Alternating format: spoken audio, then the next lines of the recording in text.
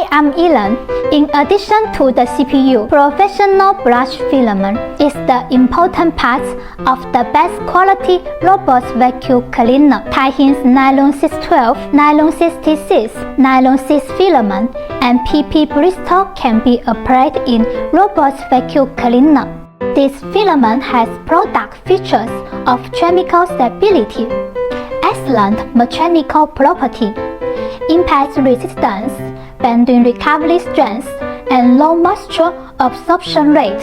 Anti-static brush filament has better features of wear resistance and heat resistance. The rubber filament always keeps stress without deformations in higher speed operation. Filament can remove the electricity generated by friction, preventing hair from welding together. Straight and smooth filament are not easy to deform and break in the tufting process. Filament has moderate hardness and softness. It works efficiently in various environments.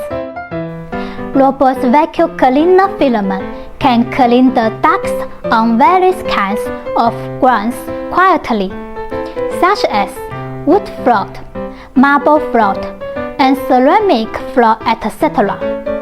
Besides, filament can clean the gaps of floor and capillary deplete and remove the dust, paper scraps, and peel easily. That's what we show today. See you next time.